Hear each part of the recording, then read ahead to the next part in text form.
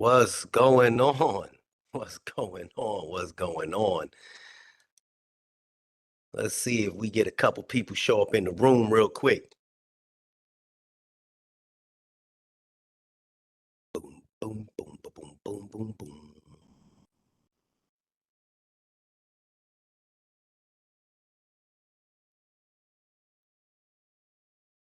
Boom, boom, boom, boom.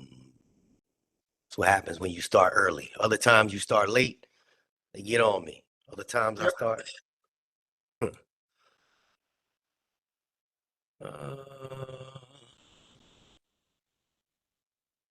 Open widget, warning.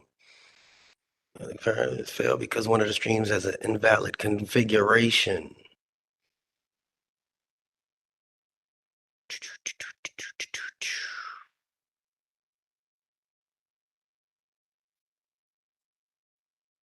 Am I good?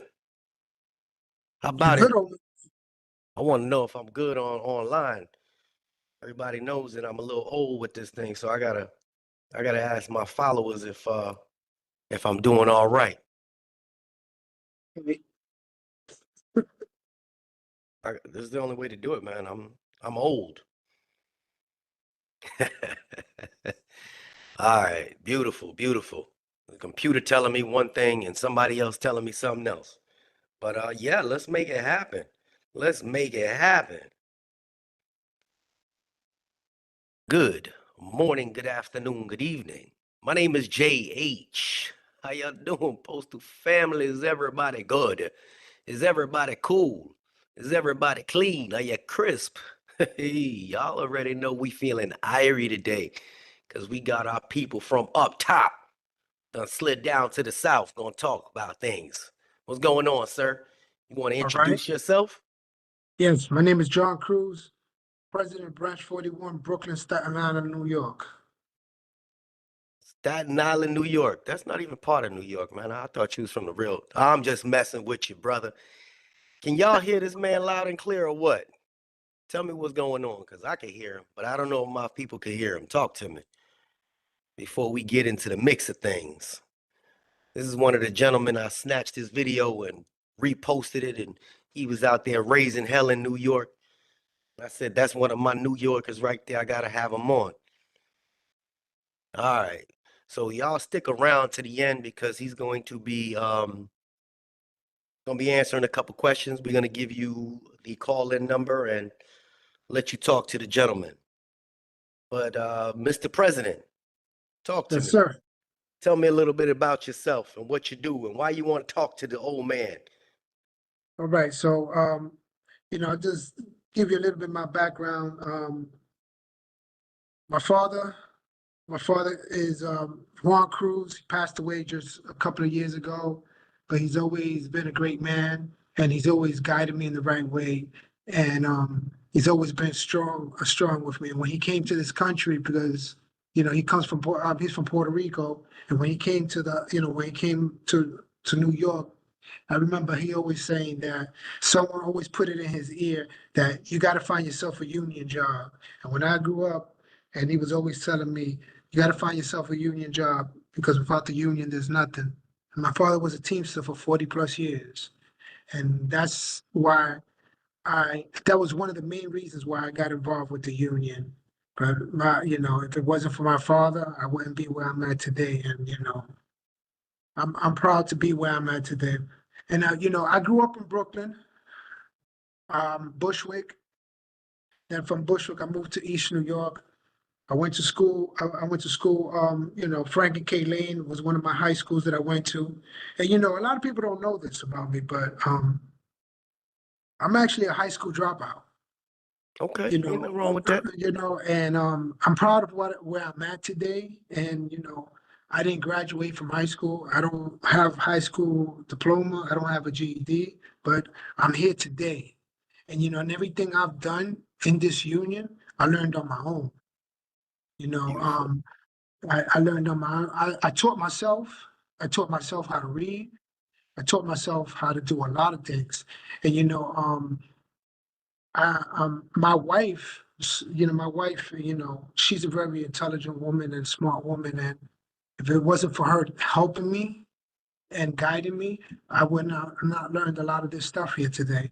But being active in the union is one of the best things that I chose. And why I got active in the union was because growing up in a tough neighborhood, and I'm sure you're aware of how East New York is. Oh yeah.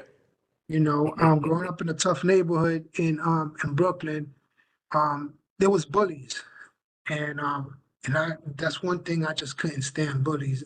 And I had a manager that was a bully. He was nothing but a bully, and he made my life impossible. Until one day I was out of work for 6 months. I was out of work for 6 months because they suspended me, and I went through a whole bunch of stuff. And in those 6 months, that's when I decided to get involved and start reading, going to union meetings. And that's when I got active into the union. I became an alternate shop steward. After alternate shop steward, I became a shop steward. I got involved in the safety committees. I did JRAP, IRAP, all the routes that they had. I was involved with MDA. Anything else that the union had, and my president at that time was Angelo Mangano. Angelo Mangano, he was the president at that time, and he gave me a shot of everything, and never once did I ever tell him no. I volunteered my services. I did anything possible because I was eager to learn. I was eager to learn, and then I just ran with it. I ran with everything, and and in 2012, he gave me an opportunity to become the chief steward for Okay. 37 stations. Damn. 37 stations, because you see in Brooklyn we have, because earlier I said Brooklyn, Staten Island, is because I'm going to explain to you why it's Brooklyn and Staten Island now. So Branch 41 was just Brooklyn. It was just Brooklyn alone. And we had 37 stations, and I was the chief steward for all 37 stations. I didn't even know what a Formula A meeting was. But I went in, I started learning, doing what I did, and I became, I'm not going to say I was the best at it, but I asked questions, I asked the right people, I was guided by the right people, and I became knowledgeable in doing what I did. After a few years doing chief steward, and then our president at that time was John Murphy. John Murphy asked me to run for executive vice president with him, and I did.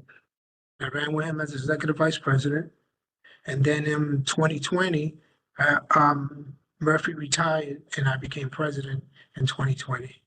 Now, for many years, Angelo Mangano was our president for 19 years. And he was trying to merge Brooklyn and Staten Island together for many, many years. And in 2023, 2023, I was able to merge Brooklyn and Staten Island together. So Damn. now, we went from about 2,800 members. Now we're at 3,600 members. Ooh. Yeah, so You got a couple we're people underneath you. Just a yeah, couple. yeah. So I don't know if you ever heard of Richie Ray. He was the president in Staten Island, Branch 99, a real good dude, hard worker. But we sat down, and the members voted unanimous on both sides, to merge the branch. And as a matter of fact, tomorrow makes 1 year anniversary that Branch 99 and Branch 41 has merged. Well, congratulations, brother. Thank Damn. you. Damn. Thank you. Okay. So you make things happen. You make things happen. Well, I like to say I make things happen, but I always say I do it with my team, because without a team, there's nothing. Because the team is made of many, not one. And I'm a team player. My executive board means everything to me. And even the membership means everything to me. That's the most important thing. I always tell them, if there's no members, there's no union. Put the lock on the doors and just put the building for sale, because if it ain't for the membership, this building wouldn't be here. That's what I would say. I always support the members, no matter what difficulties or disagreements we have. The membership always comes first, and my executive board always comes first. Okay. Okay. So I got a couple questions here as people are asking them. I'm gonna throw them out to you. I got some of my own questions, but I definitely want to get to their questions Okay. um, real quick. And let's see, I have one from Island. She said, "Why are you a part of the CLC?" Okay. I'm a part of the CLC because James Henry, who is our current candidate that's running to be our next national president, gave me a call and asked me, and I'm going to tell you the story for everybody could know. I never expected him to call me and ask me to be a resident officer, which is a full-time officer at headquarters. I was honored, and it meant a lot to me. It meant a lot to me, and it was just amazing because he felt that, my qualities and everything. He's seen all the work I have done. But unfortunately, I told Mr. Henry that I don't want to be a resident officer in headquarters. I'd rather just run as national trustee, which is a part-time position, because I'm not finished at my branch. And when I leave my branch, when I leave branch 41, I want to make sure I leave branch 41 in good hands and let the next person that's incoming to do a better job than me. That's my main concern. That's my main concern. I'm not ready to leave my letter carrier. I like to be on the ground. I like to be with the members. I like to be with the letter carriers. When I go on the workroom floor, it's an emotion to me. I don't know, maybe you might understand what I'm saying, but it's an emotion to me. I love to see the carriers. So, and, so I actually turned down the full-time position and I told him I'd rather just run as a trustee. Okay, okay. So you a man of the you a man of the people. Yes, sir. Okay, that's a beautiful thing. I got a question here. Now, there's a bunch of shout outs to President John Cruz. I can't see the name because I'm pretty blind over here, but it's Kajata. I can't see that. I apologize if I ruined your name. Um, but I have somebody here that says, "Why is Branch 36 pushing a yes vote?" Is that in your area? Branch 36? 36 is in Manhattan. Um, I can't speak for Branch 36. And I keep it real. Listen, it is what it is. Myself and Branch 36 president don't see eye to eye. It's Okay. just the way it is. Again, I'm for the membership. Okay. The All people right. are for and listen, I'm not gonna hide from nobody. Listen, me and him don't see eye to eye, and it is what it is. Keep it 100. That's what I'm talking about. You ain't gotta be hey, the world would not be what it is if we all saw eye to eye with everything. You see me? Exactly. Um, so they throwing the questions out here before I even get to them. I love it. I love it. Wow, let me get back to where is it at? Where is it at? It was a good question over here. She said, what are the first damn, I done lost it. My eyes can't. This is why I need my son here. Y'all don't laugh at the old man. What are the first three issues that the CLC are going to attack when you guys get in there? Well, I know for a fact the first thing that they're gonna attack once the leadership takes over, they're going after the post office. That's number one. I'm And talking about the CLC.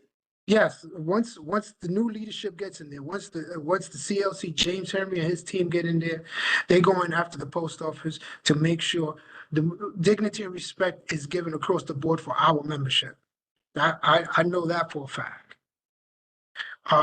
Corey Walton is going to be our director of safety and director of city delivery, which is one thing that he has a goal to go after the post office on everything on all these memos because I think these memos that we have are just destroying us. Mm, A lot of these memos are just destroying us, and those are one of the second main things.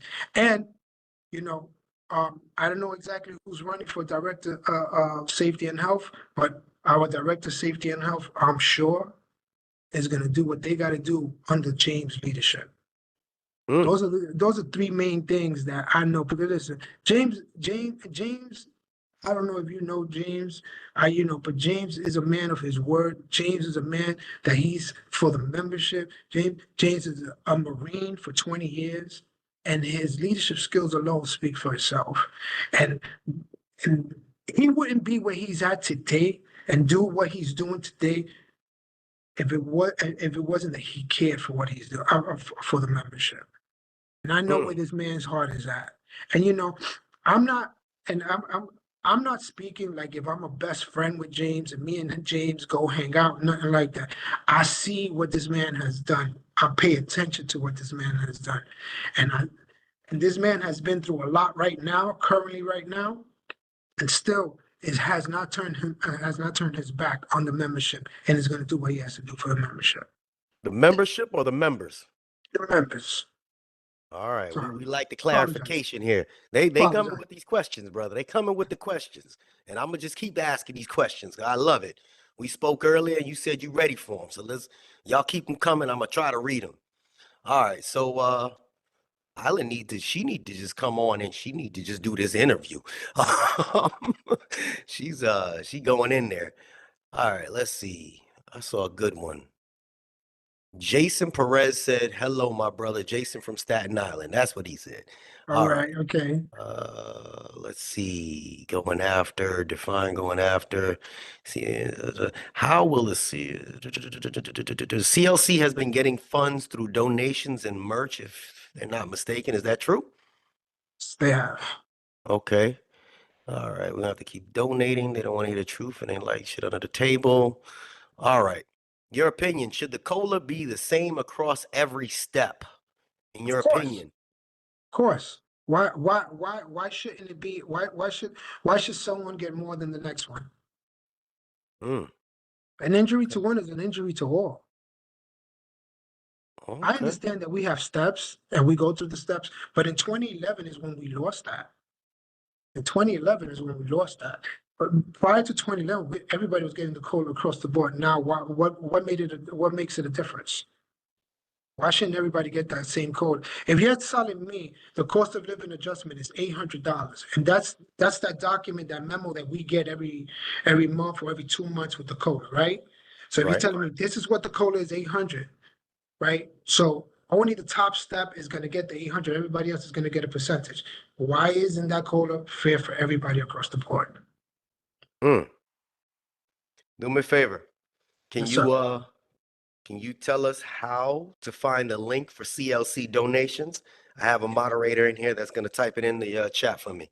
It's concernedatacarriers.com.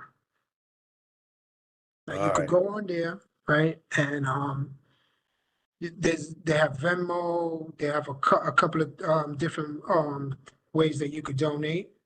They also have for endorsers and supporters, and there's also a link there for their gear that they're selling. They sell hoodies, they sell T-shirts. They just came out with the Scullies. They got the baseball caps. They got the long sleeves. So they got a few different things, and everything is union made. It's a Union little made. expensive, but it's union made. We had to go with everything that's union made. All right. So I'm gonna just keep going with it. I love that you answering the questions. And I like the directness of your answers. I have a lot of family that are in the carrier craft, and it's very dear to me on what they're going through right now. All of the carriers, all of the postal workers are my family, and I really truly mean that. We argue and fuss through comments, but I'm still for them. But what do you feel like um, would be the best in arbitration? Like if y'all went to arbitration, what would be the best outcome? What message do you have for the carriers that fear arbitration, number one, because there's a bunch of carriers that fear arbitration. I was watching this young lady earlier today, and she had somebody else going back and forth with her about why they were going to accept it because they were scared of arbitration. They feel like they're going to lose. And then you have a bunch of people that, you know, obviously is split down the middle. So Yeah. what do you think the pros and the cons of it are? Hey, um, I'm an advocate. I represent a lot of cases at arbitration, and every time I do a case in front of an arbitrator, um, I'm scared. I'm nervous. I'm not gonna lie to you. I'll be honest with you. I'm scared and I'm nervous, but that's just nature in itself. But arbitration is like a flip of a coin. You don't know which way it's gonna go. That's something that we always got to take a chance. But my main goal every time I go in front of an arbitrator is to put my best case forward to make sure I'm gonna get what I need or what I want. And my average is pretty good.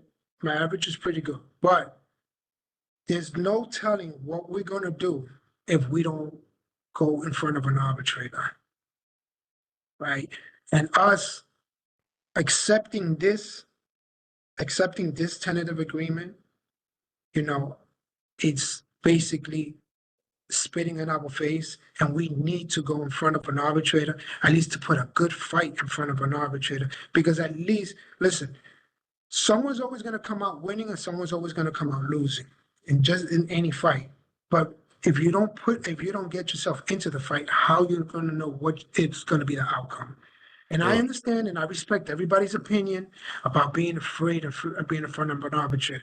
And I also see the ballots that are out now with the breakdown of how much money everybody's going to get, and all the way to the to step P, where you see it's over $3,800 that someone's going to get. People say, "Hey, that's money I could use right now." But you know what? Is that money that you could use right now going to last you forever? Longevity. I always look at longevity. You understand? So what we have to fight now to see what we're going to get later, for we could see our longevity, what's going to last us long. Listen, my daughter is a city is a CCA right now, Okay. and I tell my daughter, I said, listen, Ma, it's not easy, but you do what you have to do. But she's working 13, 14 hours a day, Shit. and thank God that my daughter, she lives here in my house downstairs, and my wife is her babysitter for her son. But if my daughter lived on her own, my daughter couldn't afford it. She couldn't afford a babysitter. She couldn't afford the rent. She couldn't afford none of this on this side. That's why we need to go in front of an arbitrator and get more money, especially for our CCAs and and everybody else that deserves that amount of money. Okay. So with the CLC, concerned letter carriers, what are the standard that the CLC are going to hold up with this organization that the CLC on accountability? That's the question. I'm not sure if that's read correctly, but if you could read in between those lines. Basically, another one is they want to know how you are getting paid. How are you getting paid for being the director of the city letter carriers? Number one. And what are the standards of the CLC as an organization going to hold up with this organization and CLC on accountability? I think you need to reword that, Island. Maybe I Yeah, misread it. I'm not a director of the CLC. I'm not getting paid for the CLC. All my service for the CLC is volunteer. Okay. All my service, and I actually, all of us in the CLC right now, anything that we do is all volunteer. We're putting our personal time, and we put our own personal money to do what we have to do for the CLC. Everything that we're doing, if we're going to meet somewhere, we're going to do something, that's our personal money that comes out of our personal account. Nothing comes out of the CLC. Anything money that we're raising right now for the CLC is just for the election in 2026. That's all the money that we're raising. Anything else is our personal time, our personal money. None of us get paid for the CLC. Okay. And then I can't remember the other part that you spoke. All right. Hold on. Brother, there was management. Corey Walton. Is he part of the CLC staff? Yes, sir. Okay. He's Beautiful. running. He's also going to run for director of city delivery, and he has announced it in one of his episodes. Okay. That's a beautiful thing. Yes. Branch 36 and branch 38. They both want them to vote yes. You know anything about Branch 38? They're from New Jersey. Okay, not really New York. Yeah, it's not, Branch 30 is from New Jersey. I actually have a great friend of mine there. He's actually a great advocate. He's on the board. Roy, if you don't mind, I could mention his name, Absolutely, talk about him. Roy Gensio. He's a monster. He's a monster. And when I tell you he's a monster, he's a great advocate. But I haven't sat down with him and spoken what is his thoughts on this tentative agreement. Um, the presidents and the other leadership there, I really don't talk to. Hmm. Okay, that's all right. Life be life. Life be lifing. Um, let's get down to some nitty gritty because you a fighter. I kind of know the little side story we were talking about behind the scenes. Stationary events. Stationary events, man. Really, what are they doing with this new stationary event foolishness? Um, Listen, Raphael asks, as members of a great union, what is being done at the national for the stationary events that management started writing carriers up for on a consistent basis, basically? well, well, I can't speak for national right now, what are being done for these stationary events, but I'll speak on my behalf on stationary events. Anytime this thing comes up with these stationary events, we're filing grievances on them. And we're putting our foot forward with these things. I am so tired. I'm going to be honest with you. I'm so tired of hearing about stationary events, because management is it's like the 16.7. I preach 16.7 that management has weaponized 16.7. Now they're weaponizing stationary events. Listen, I got two great guys that my two vice presidents, and they're nothing but knowledgeable with this contract, and these stationary events, they put their foot forward for it. So if anybody needs any help on that or anything of these stationary events, you could contact me on my branch, and I can help you guys out with that. Are you willing to help people out across this country? Why not? That's my guy right there. That's what I'm talking about. So you just volunteered your service to every carrier across this nation that watches this and says, hey, I will help you. One way, and I mean, you can't give specific details, but you can lead them in the right direction, I'm assuming, right? That's right. I will. Listen. It happens now. It happens now. To be honest with you, they call me all the time. Man, listen. I have no problem with it, brother. Okay. Beautiful, beautiful. Next question. Damn, we didn't even get to our questions yet. You have a lot of CCAs and junior carriers currently not interested or participating in the National Association of Letter Carriers. What can we do to get these carriers to become active? Now, before you answer that, I actually got an email today, and wow, whoa, you'd be the perfect person to give this answer to, because I won't say the person's name obviously, because life be life and you know, everybody's cautionary. Let's see, cross the I, dot the T. Let's check it out. This was the question. Hi, my name is this guy. I'm out of this place. At a union meeting the other night, our union president wasn't there, but she told everyone that no one could put in a motion to have a certain person as a steward. Can they do that? And the rest of it is, I didn't think it was up to one person as to who can she say would be the best steward or who she can't. She has an issue with this person. That's why she doesn't want them as a union steward. Is that a thing? First, if he or she was not at that branch meeting, the vice president or the executive vice president is control of that branch meeting. And Okay. any motions that are made at that branch meeting, the member speaks. The membership speaks. So if a motion is made, a motion is made. So there's nothing that you can't speak. One person cannot dictate the membership. That's You kind of what I understand what I'm thought. trying? Listen, there's times when I don't make my branch meetings. My executive vice president is control of that branch meeting. Any motions that are made, those are his. Motions are made. Just because I'm not there doesn't, it's just like our national president. When he was MIA, The Okay. executive vice president was, you know, in charge. They Okay. make the decisions. So, you know, you can't dictate it. All right. It's a lot of things that I just don't like that I see out there, you know, Mm. sometimes. It's within, even, you know, it's sad to say it's within our own also. It's All right. within So our own. you know that a lot of the newer CCAs and the newer people that don't really, they're not informed when it comes down to union business.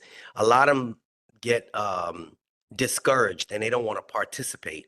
And they realize, yeah, I mean, I realize, you know, that if they don't participate, they don't have a voice and they kind of just have to accept everything.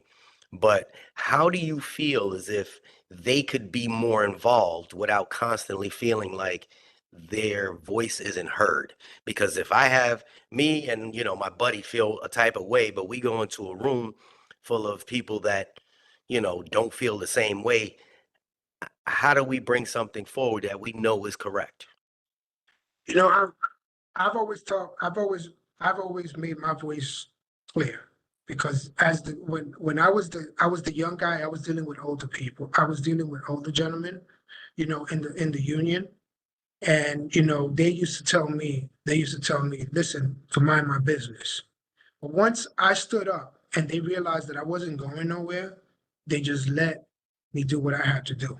And that was that's one of the reasons, that's one of the things. You can always get your point across. I always tell the membership or the member or any you know, anyone that comes, get your point across. And how you get your point across is by explaining your point and express yourself. But never be afraid to ask a question. Always ask the question. And if our younger CCAs are not getting involved, and you know, and the younger generation not getting involved, there's no one to blame but us, us. I'll blame myself. I blame myself also. But that's why we have to stop, because a lot of the older generation is afraid to involve the newer generation because they're afraid they're going to take their job. And I'm sorry if I'm offending anybody, and I don't mean to offend nobody, but I've seen this through my career. I've seen this through my career. And I've always said, if you're doing your job, you'll never have to worry about someone taking your job. Now, the key is that they have to be paying members, correct? Paying members, you have to be a paying member, and a member in good standing. So, you know, there's a lot of carriers out there that are really frustrated in there, you know, because of obviously your tentative agreement and the little bit of money that's coming in. A lot of them are deciding they want to, you know, retract their dues. What would you say to that? I Don't mean, do that. obviously, you are in a good place. You're a good person. That's not how it is around the country. I've I always know. championed for the you know, the New Yorkers, y'all are pit bulls, people from Illinois, pit bulls. There's certain areas around the country where we have stronger presidents versus, you already know, man. I mean, I don't need to explain this to you, but there's a lot of people that are really discouraged and they feel like they have no place to turn to. So when you have the opportunity right at this moment to talk to those same people, well, how would you encourage them, you know, to keep going? Because if I've come to my shop steward and said, look, man, he's not he's not even filing grievances. They are, you know, they cut me off at 60 hours. They're not paying me for the extras, and I don't know what to do. And if I don't do the extra hours, then I'm gonna get written up. But then he's not fighting to get paid for it. You know, there's people that have conflicting feelings at this moment, and a lot of people are confused. Some people don't even have shop stewards at their station. Then you got other people that have shop stewards at their station that are sleeping with management. You know what I mean by that? I So know. there's a lot of negative when it comes down to the all of our unions. But I always say if you don't like the people in your union hall, get rid of them. Get enough people together, vote them out. That's my opinion. But what would you say? Something about it. If you don't like them and you feel that you're being neglected, do something about it by stepping up. Now, I know a lot of people are frustrated. I know a lot of people say I'm getting out the union. And I'm not saying it because you know, I'm a president. I'm saying that getting out the union is not going to accomplish nothing. The union needs everything they can because we need 2026 is going to be a big change. So I understand it's a long time away, but 2026 is going to be a big change. Don't please. Patience is a virtue. We will prevail. We will prevail. Just have patience. And listen, if you feel your shop steward ain't doing nothing when that time for that shop steward, as elections come, run against that shop steward. Pick up a book, learn the contract. Listen, email your shop steward, email your branch president, email your MBA, email the national president. I don't know if he'll get back to you, but but Shots fired. contact, contact everybody that you have to contact. Make some noise, but do not get out the union and do not give up. Because when you give up, you did exactly what they wanted you to do. Do not give up. Because listen, without a fight, there ain't no fight. You gotta fight, guys. Laying down is not an option. Laying down is not an option. Continue to do what you do. Because if you're standing up and you're fighting and you're expressing your voice, that means you're concerned. You're concerned about yourself. That means you're concerned about your membership and your colleagues that are around you. So please do not give up. Do not give up. The younger generation needs to get more involved. Go to your union meetings. Find out where your union meetings are. Do everything that you have to do. Make phone calls. Go on the internet. Listen, there's something that I used to do when I was a chief steward. I used to go on other websites, other branch websites, just to get information, pull information over there. That's something that you guys can. It is open to the public. It's open to the public. You guys could do all of that. Now, you have something that we didn't have 20 years ago, and it's social media and this internet. So Beautiful. let's put it to use. Put it to use now. It is so much easier now. It is so much easier now. Go on somebody's website. Go on Rockland, Maryland. They got so many cases that they put up there, and they show all the monetary awards that they win. Go on my website. Go on branch41.org. .org. Go on anybody's website and get information. Listen, it's out there for you guys. Do not give up, guys. Is my word to you guys. Do not give up, please. Do not give up. Okay. All right. So the people that are asking the questions, probably in about 15 minutes, I'm going to drop the phone number for you to call in, and y'all will get a quick question, and he's obviously answering them because I'm really having a hard time reading this stuff. But my eyes are bad. That's the oof. Do you know Wanda? She's a mail handler. Mail handler Stewart. Where at? Somewhere in New York. She's in Brooklyn. Oh, she's in the chat now. She just said she's in the chat. I can't see a damn thing. Okay. Anyway, she's on the negrita. All right. Let me see. Where are my questions at? I lost track of my questions. This went every way, but I love it. I love the fact that they're all asking these questions and they're getting the answers. I appreciate you giving the answers. Thank you. Somebody asked, man, damn, I done lost it. Don't bother with nobody. Table 2 carriers. Jay asked him, been on the OTDL all year, along with other carriers. We had been denied coming in on the days off. This has been going on since March. That is how weak my union representatives are. What do you think that is? One of the main things what I would have done, and I'll tell you, if you're denying the letter carriers to come in on their day off, I would have first pulled the TAC reports the next day to see how many people worked off the list. Ooh. That's the first thing I would have just did. Next day, I would have requested all of that, the TAC report, see how many hours it went off the list. I would have filed the grievance for the carriers that stood home. If there was enough hours, enough hours, I would have filed the grievance for that. Because that's we got to balance to see how many hours they went off. Now we know the overtime list has to be equaled at the end of the quarter. One of the Mm. things that I used to do every month, when I used to look at the overtime list, I used to look how many hours was up. I used to notify management on a buck slip or on a request for information to say, listen, these guys are down these hours, these hours, these hours. This is month one.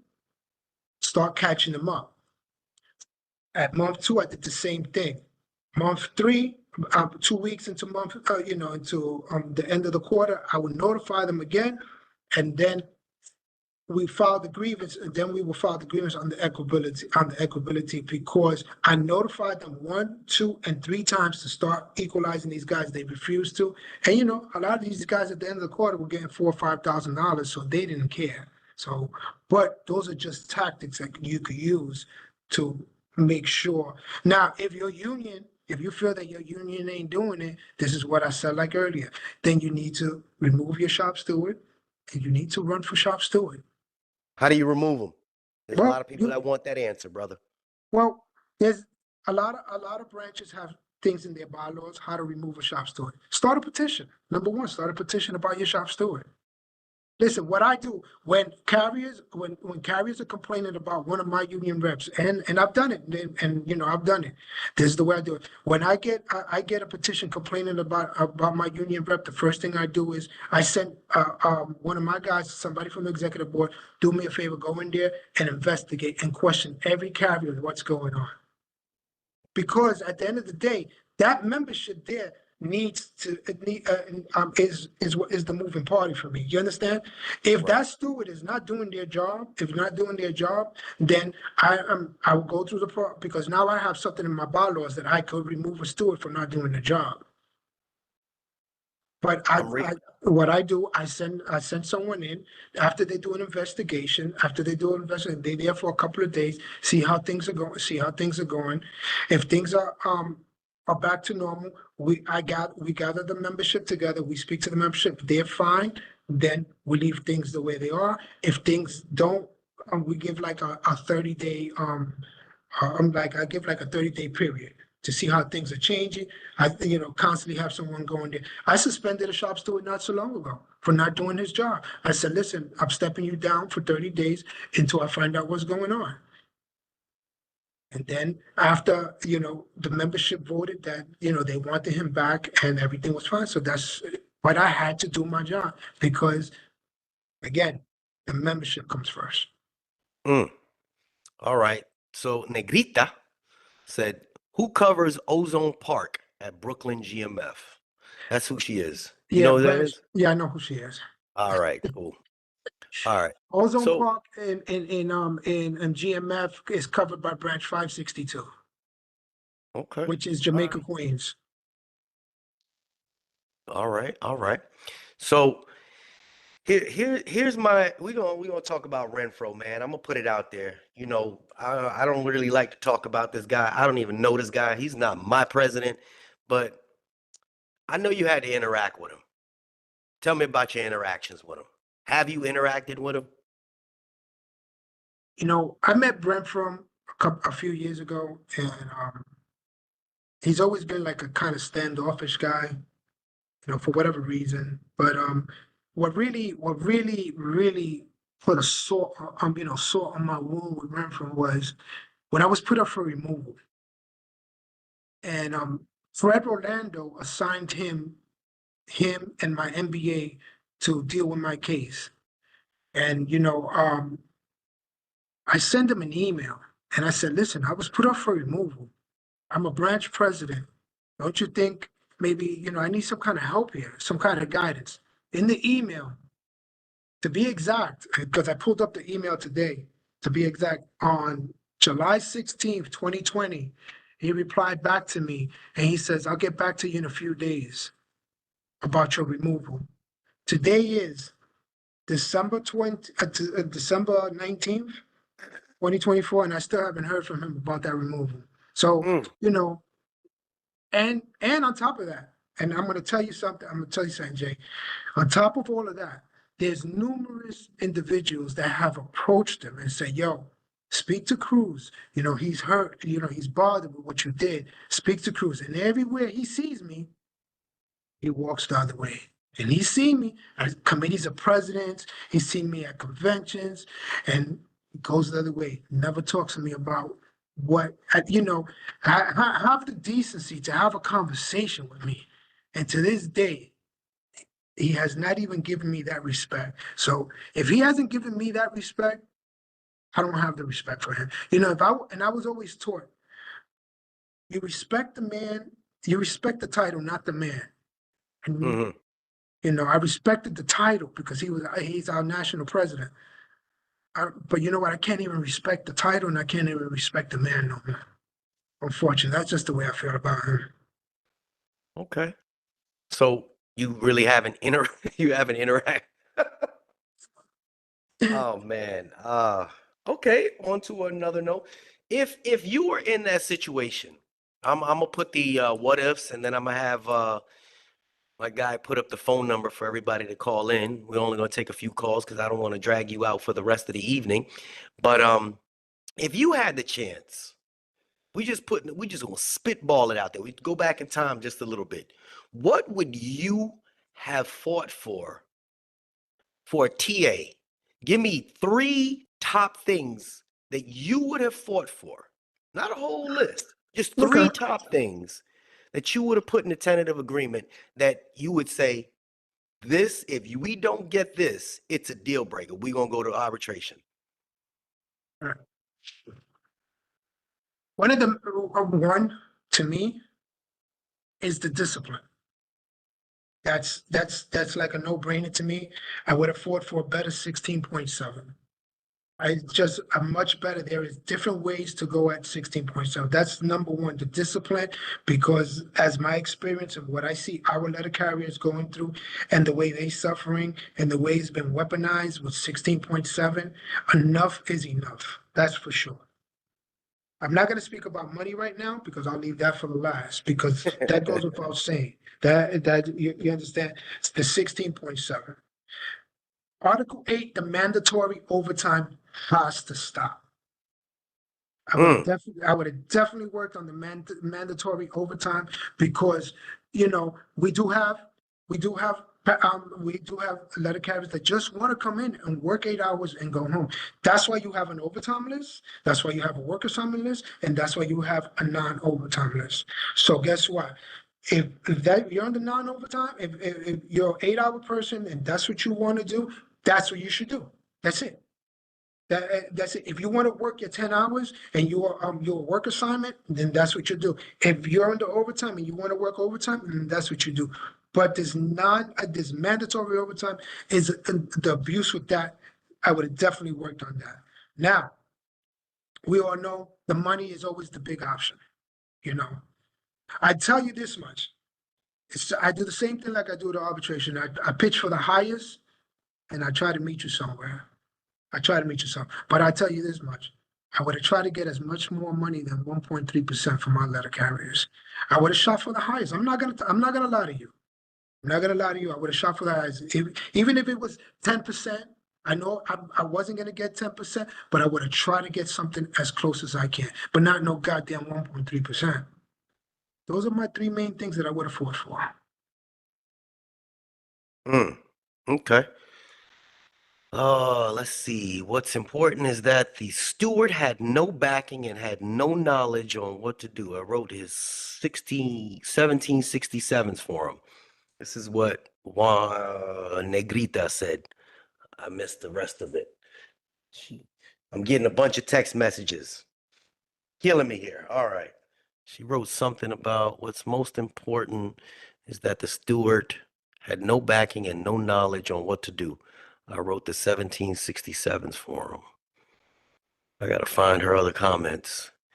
At the plant, I had to help the carrier shop stewards file 1767s about management, making them pull 3 and 4 postcons full and overloaded of mail across the workroom floor. Oof. This is what she Wanda's with the mail handlers union. Yeah, and I'll tell you a little story on that.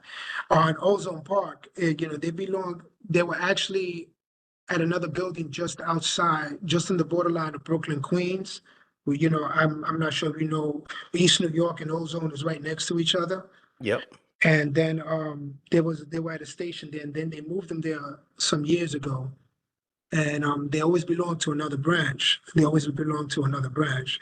But I received a few phone calls from there, not from the steward, from carriers, and I try to help them as much as I can. But if the door comes knocking and they want to become members and they want to switch over to branch 41, I'll take them and I'll represent them. Oh, So if what is 5, 6, 7 carriers, I'll take them. If they want to give them up, I'll take them. I'll represent them. I have no problem. They're in my building anyway. so she said she got 38 mail handlers paid.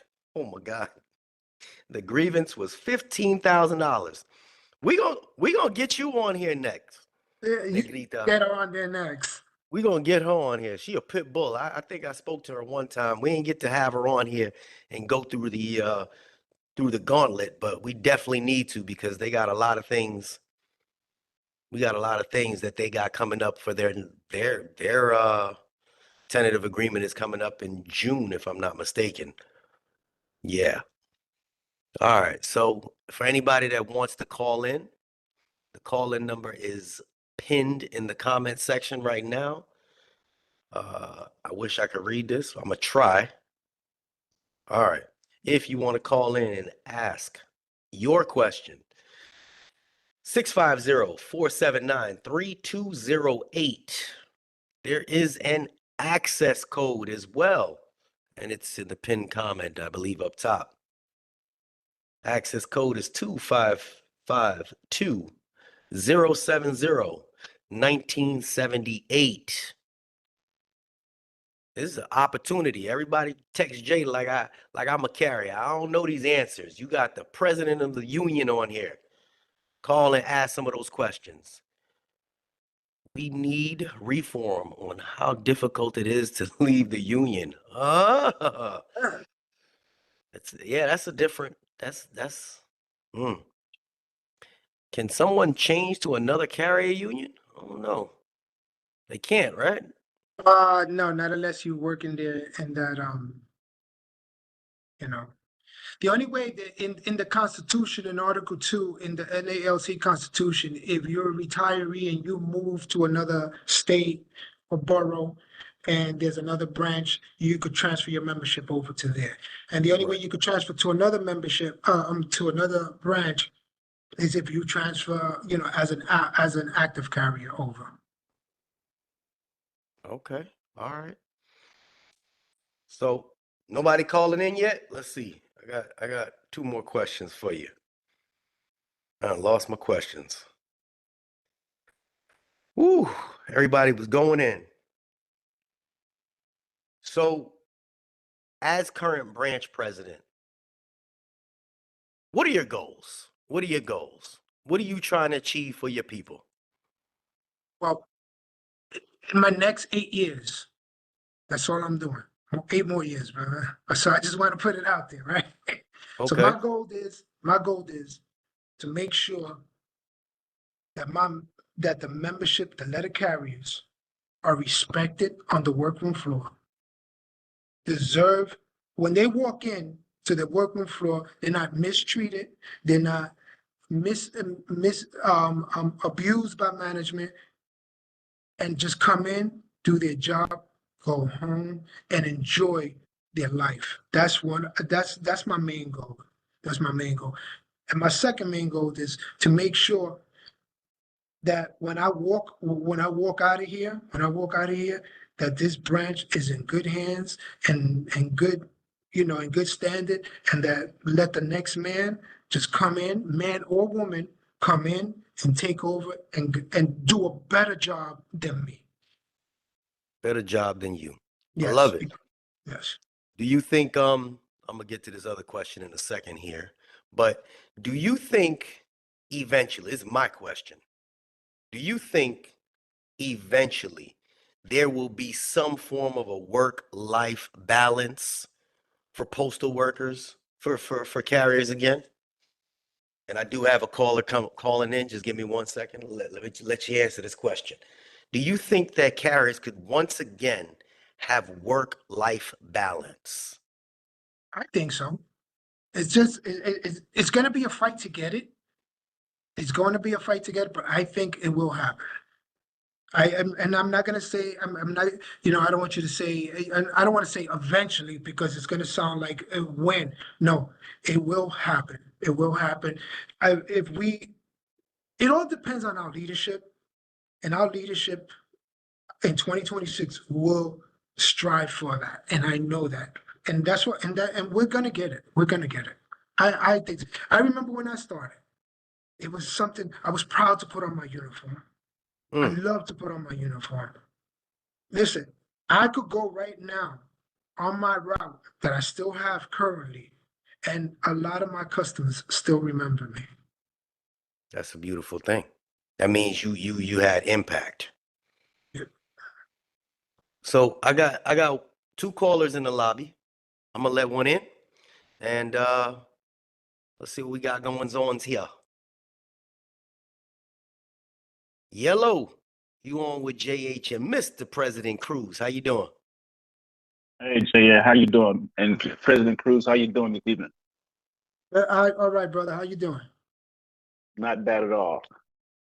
So I've been a letter carrier for a few years, like 12 years, and I've seen the times when management changed our time from start time from 7 o'clock, 7:30, 8 o'clock, 8:30, 9 o'clock.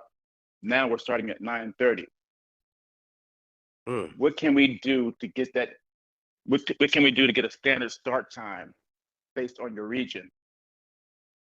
Well, I went through this a few years well, maybe about a year and a half ago, and management just changed carrier start time. We filed the grievance, and we got about maybe 1.2 million in grievances paid back to the carriers, and that's the best thing to do is file a grievance. I don't know if they did file a grievance in in your branch, but that's the only way to get it back right now, to get it back, it's probably too late for you to file a grievance.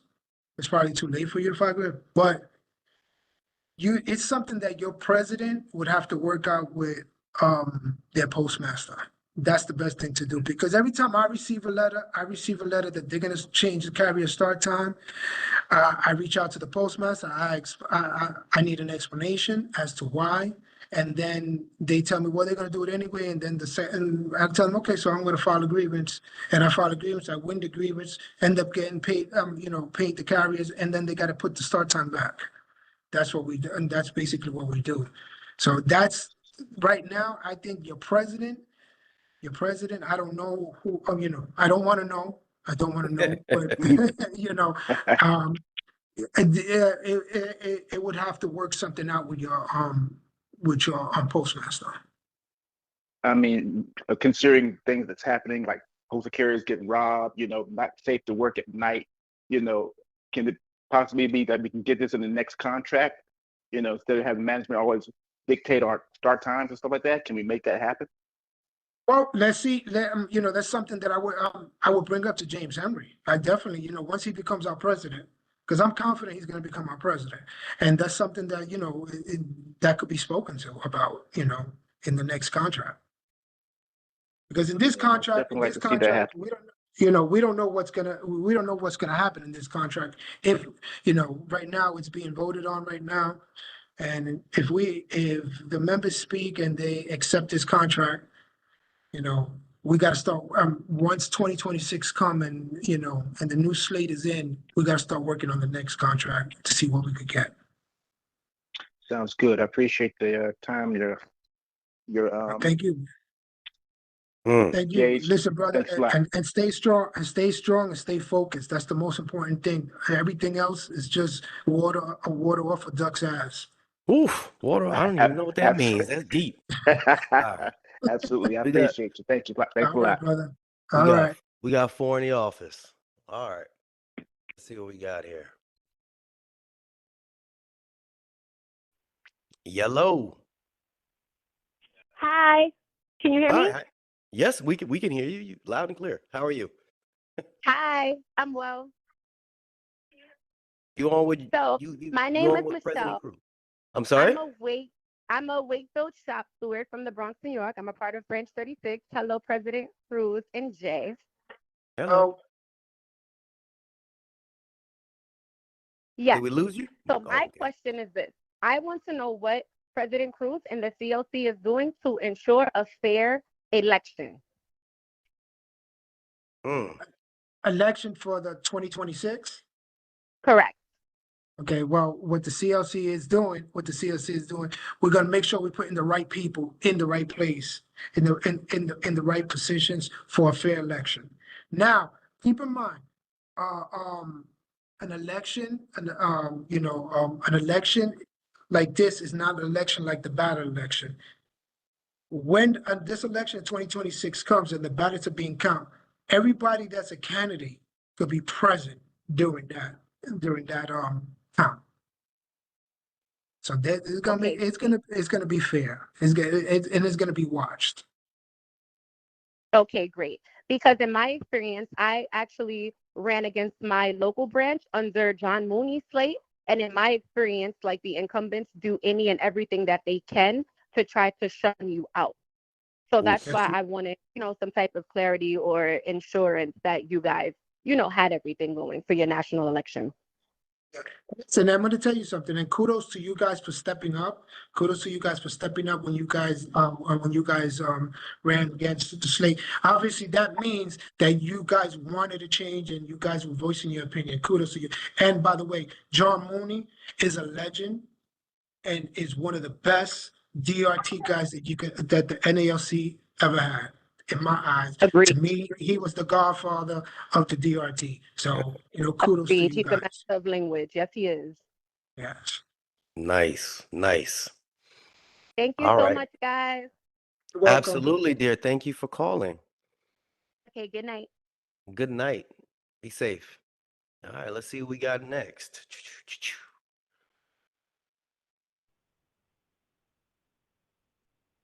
Good evening. Hello.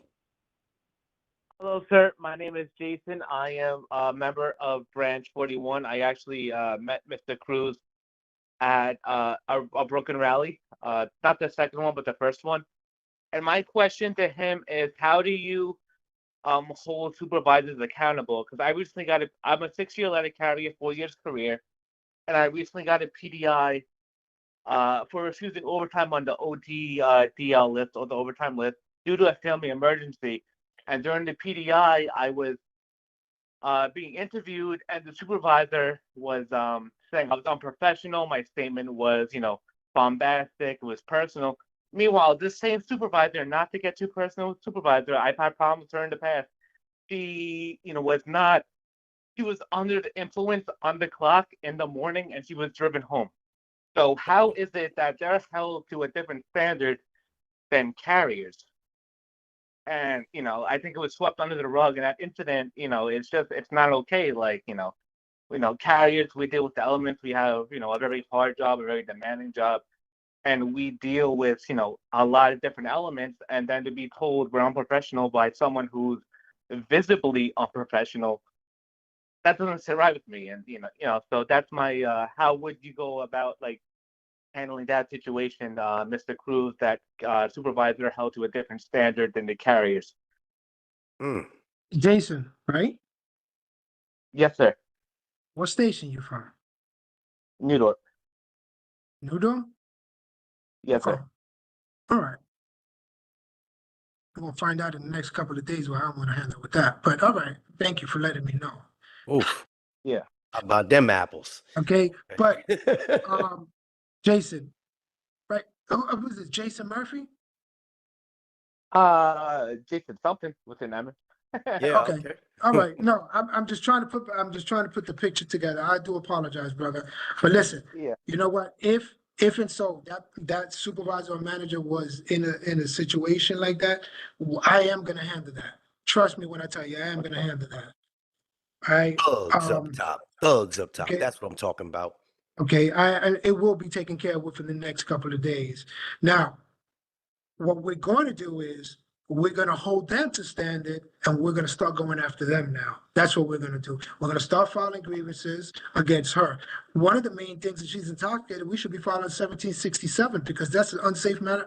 That's an unsafe condition for the letter carriers. So that's Right. that's one of the things that we should be doing. And you have a good shop steward there. You have a good shop steward. Yeah. And I will be talking to your shop steward to take for we could start addressing this. All right, brother? Thank you, sir. I appreciate that. And you know, if you ever need something, let me know. Talk to I'm in your corner, and I appreciate that because it You got it, that brother. double standards don't sit right with me, sir. Thank you. All right, listen, let me tell you something. You just pissed me the fuck off. And I don't mean to say it. I'm just my blood is boiling right now because of what you just told me. But don't worry about it. I'm gonna be in New York within the next couple of days.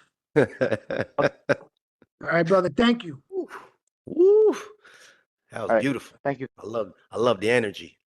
All right, have a good night. All right, let's see what we got here. Caller 6. Let him in. Good evening. Let him in. Good evening. Hey, how you doing? I'm doing just fine, thank you. This is John Mooney from Branch 36, John Cruz. Oh,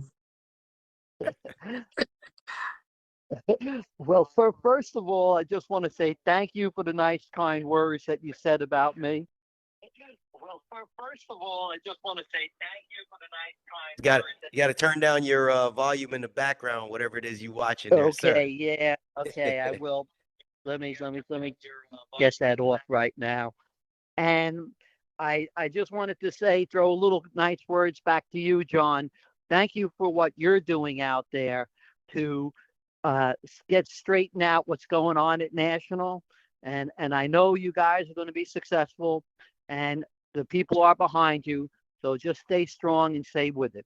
That's really, I just wanted to throw that out to you. So thank you very much, John. you brother, and listen. And I tell you, Branch 41 could be your home whenever you want to come home. Well, yes. Well, I'll just say this because I know you were talking about some people before they go to the meetings and they feel left out because their voice is not being heard because there's other people there that are with maybe that establishment already that's been set up at their branch. But at Branch 36, we are going at them again. There will be an election this coming March, and we are going again. So I guess just telling everybody out, don't give up. Stay at it. You'll be successful because when you're right, you're right. So thanks again, John, for everything. All Okay, right, take and care. good luck to you. And we'll be in touch. Thank you, brother. Take care. Okay, take care. All right. We got 3 more so far. Let's see who we got here. Good evening. Hello. Hello? Good evening. What's up? It's me. It's Wanda. Hi, Cruz. Hey, Hello, can you hear me? yes, we can hear you. Oh, yeah. We can hear you, Cruz. We can hear you. Okay. Cruz, it's me, Wanda. Okay, well, Cruz only knows me by face. You got to turn your volume down on that other thing that you got going on there. Oh, on the iPad. Let me move away from it. Okay, I'm gonna move away. I'm gonna move away from the iPad. I'm gonna go into another room. That's what happens when Okay. we got people our age trying to figure stuff out here. We're going to make it work, though. Listen, don't be my age. But anyway, yes, I'm an OG. Cruz, I've been knowing you for years. I've seen you grow throughout the union. And I'm going to say this for a fact. Cruz is that guy. Okay? Thank you. He's a stand-up guy. Know what he's doing. And when you come through again, you're going to see my face and you're going to know who I am. I don't think he knows me by name. But No, you know I'm always good with the faces. Yeah, I know. You know me by face. I see. You know, when you did your thing, especially during the COVID, I commend you because you did step up for the carriers. You was out there. You put your face out there, regardless of what manager was going to throw at you, and that was great. Thank you. But Thank you. I do want to touch base on the whole situation with the Ozone Park because I believe, even though I'm a mail handler, I believe that an injury to one is an injury to all. Okay. And what I saw Ozone Park management doing to these carriers, I know you're familiar with the workflow in GMS because you are from Brooklyn GMS. So to have those carriers transporting 3 and 4 postcards overloaded with mail from the freight elevator by the high speed all the way across to where they have to load their trucks, it was an unsafe act. And I don't want to criticize too much the shop steward because I was upset with the shop steward at first until I spoke to him. He didn't have the proper training. He did not know what a 1767 was. Oh, I had to write the 1767 for him. And lucky that I did because after I wrote it for him, 2 days later, a carrier got hurt because they were pulling. And you know you're not supposed to pull postcards, gotta especially not push. across operations, across a workroom floor. Like they were pulling it, I'm gonna say the equivalent of a block, God okay, damn. in order to load their truck. And then not only that, I really hope that you could take these carriers up under you because they're in the building because they're being abused.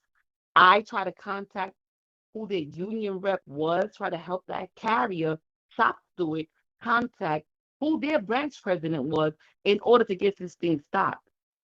Because yes, okay, as mail handlers, we got paid because the transportation of mail is our work. It is not the work of the carriers. But the fact that we got paid, the payout was $15,000, okay? Because they were supposed to be supplied a mail handler to pull that mail from that elevator all the way across the floor for the carrier. And because they did not do that, we got paid. Because, see, I first started filing 1767 because I felt bad for the carriers. Because you have to pull this mail this long distance. Then you got to go out there and deliver this mail, go up and down steps. That's a lot of strenuous work. And these carriers also told me that. And I told them, I said, put that on your 96. These carriers told me they don't even get a 96. They don't even get a 96 to fill out. I don't understand how that's happening. So I got a question because we have 3 other people waiting. Do you mind if I put you in direct contact with him, Wanda? I see Cruz. Listen, I see Cruz when he comes to the building.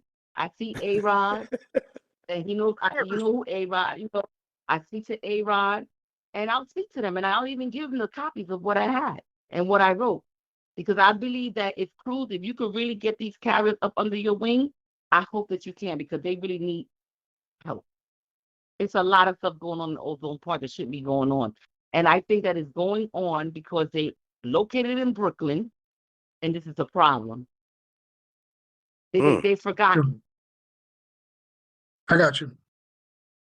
And also, I got a question from one of my carrier friends that their manager is continuously asking them to work on undertime. One more time with that? The manager at the station is continuously wanting them to work undertime. Oh shit. Listen, I've always told people when management used to say, "Oh, you got undertime," I said, "Okay." And then when I used to go out there, I used to just call them up and say, "I can't finish. What you want me to do?" "Oh, but you had undertime." "No, I'm on the undertime now. It's going into overtime." That's the way I used to do it. And you know what happened? After I did that after a few times? They stopped saying, "Oh," they stopped giving it to me. All right. Listen, when your bills come in, do you pay portion of your bills? Or when your mortgage come in, do you pay portion of your mortgage? No, you got to pay it all. So you know what? If a fair day work is a fair day pay. I ain't doing nothing for free for the post office. I know that's right. All right, but, And listen. another thing too, these carriers from Ozone Park, some of them were working off the clock. Oh, And they hell were no. actually out working off the clock. Oh, no. They were complaining to me every day. Oh, I got a video for that. I was talking to some people about that. I got a video about that coming up and how much money postal workers actually give back to the post office by working through their breaks and off the clock. That one's gonna be my next video, but we'll get to that in a little bit. They don't give them no But money. They don't even want to give you nothing. Lastly, real quick, because I'm getting text messages from my carrier friends. Another question is, how can a manager do an investigation on a case where he was the problem? That's a fatal flaw because most likely, listen, there's a lot. Wanda, I'm gonna talk to you. I'm Okay. gonna talk to you, Wanda. Y'all got some personal things. Yeah. All right, listen, when you come, listen, when you come Wanda, I'm gonna be over there on Tuesday. I'm gonna be over there Tuesday morning. All right. I'm gonna talk to you, and I'm gonna give you some stuff to give to them to help them out. That's a Okay. thug. That's a thug right there. That's what y'all need. I will see. I'm on tour too. I will. When you see me, you're gonna know who I am, and I'm gonna give you information the carriers need, and I'm gonna tell you what station it is, because I know you're gonna handle that. Chima. All right. That's what you call bringing people Oh. together. All right. I All right. got 3 more callers on here. I want to keep this man from his personal life. Wanda, love you. We'll chat in a little Yeah. bit. Oh no, All right. you know we gotta do that end of the year banger. I hear Oh you. yeah. Oh yeah. Oh yeah. We're gonna have one of those that we're gonna have to have people with, it's gonna be over 18. You got a mouth. You know what? You know my mouth. But at the end of the day, Cruz, keep doing your thing. Like I said, listen, Cruz is the real deal. I've seen Cruz grow throughout the union. I've seen what he's done. And like I said, Cruz, you the real deal. And I Chima, will thank back you. you 100% and make sure that my carrier friends back you 100%. You need to stay you, where man. you're at. Thank you. Unless you Thank want to move higher, but you need to stay where you're No, at. no, You I'm do good. you I'm good. get stuff done. I'm good. I'm staying in Brooklyn That's right. All right. Brooklyn all day. I'll all talk to day. you later. All right, man. All right. We're gonna let in next caller. Boom. Sorry. Good evening. These are my last 2 coming up. 14 and 12. Hey, Good evening. hey, how you doing? What's going on? I'm good. How are you? All right, not bad, not bad. I don't really have a question for that gentleman, but I just more have a statement. When you listen to the Corey Walton and James Henry and Mike Cariff, they're more concerned about, what the CCA didn't get. But I don't think these guys realize it's, because they're all table one, that us table two guys, we have lost tens of thousands of dollars, over the course of these years. And no one talks about that. It's just like, oh, you guys just, that's the way it was, and that's it. But when you calculate how much we have lost, it's like insane amount of money. And when you got James Henry, he sounds great, but these politicians say the same with Mike. These guys want to get elected in 2026. I mean, they missed their chance, this one. So it's very, I'm not in the union. I got out 7 years ago because I saw the writing on the wall here, what they were really about. And you know what? People call me scared, whatever, but what did you get for your dues? What did they get for their dues? All those dues they paid, they got 1.3%, they got thrown under the bus. And like I said, us table two guys, we've lost so much. And, in my eyes, I lost, 10 years, basically, because, you thought it was going to get better. And, it never did. Mm. So, that's my take on it. But like I said, these guys, these upper guys, we're like the lowest table two guys, we got screwed and, that was it. But you hear all these other guys, oh, the CCA, they should be career, they should be starting higher, which is good. They should be. But what about all of us? We've been here for 5, 10, 11 years. That you had to start low, lost all that money. Well, So I just want to let I I just want to let got a everybody know question. that. How long do Yeah. you feel you're gonna be with the post office? I'm not sure your age. I'm not asking your age. You think you got another Oh 10 well, in? I haven't 10 in. I mean, I'm asking. I mean, do you have another depending on 10? well, Do you depending on have this another 10 TA, after this? Oh, yeah, I got 10, but if depending on this TA, I might get out in a couple of years because this is I'm just surviving here on this. Like I said, it didn't get any better. It actually got worse, the pay. So understood. it's kind of getting crazy now. My point But behind yeah, I just asking want that. I just want to let everybody know that because these guys don't talk about us. They talk about the CCAs because they want new members, and they don't talk about the guys who've been here. They got shorted, and they might not understand because they're all table one guys. So Okay. it's like I wish table two guys can get their own union. That's my take on it. I know the other guy probably doesn't agree with that, but but that's That's okay. everybody has their different.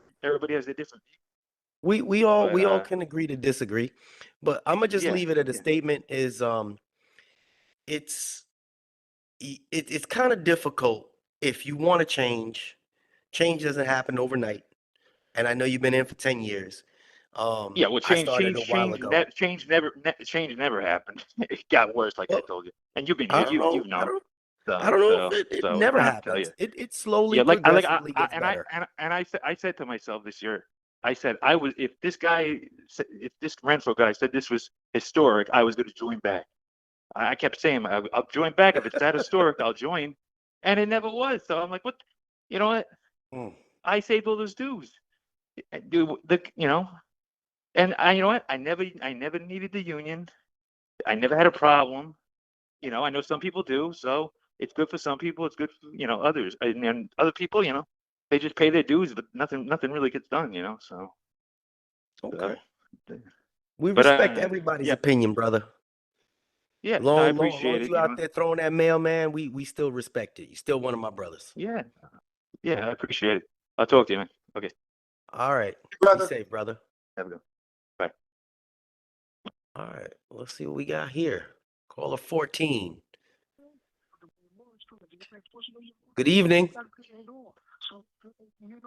Hello? Hello. Hello. Yes, turn your You hear volume me? down in the background. Yes, we Yeah, can what's hear up, you Jay? clear. How you doing? Yeah. My bad, man. My bad. Because I said hear you on the other one. That's why I didn't realize that. How you guys doing? We're good. We're All good. right. Where you Mr. from? Cruz, how's it going, man? Sure. I'm actually from Branch 36, brothers. I'm good, Cruz. I'm good. I got like two questions. One personal question, another question on kind of on this whole privatizing thing. If we could possibly because since Trump want to do that privatizing thing all over again, if we could probably see if we can get that written in the contract, you think the CLC could do that? So they won't privatize? Are we even allowed to do that? Well, listen, the good thing Well, is I'm that we trying got to speak. Congress. Can you hear me? Hello? I gotta speak. His phone is Yeah. breaking up. I was breaking up. I think your phone breaking up there, brother. We lost you. I think we lost him. You hear me? All right. There you go. You guys hear me or no? There you go. Okay. So, All right. one All of the right. thi- I know you're talking about the privatizing of the post office. When I came Yeah. on in 1992, I was a casual custodian. Then in the beginning of 93, I became a TE. I did casual for a month. I became a TE, and then I became a PTF. And from day one, they've always talked about privatizing the post office. Now we're going on 32 years now, and they've always said that. Now we don't know if it's true.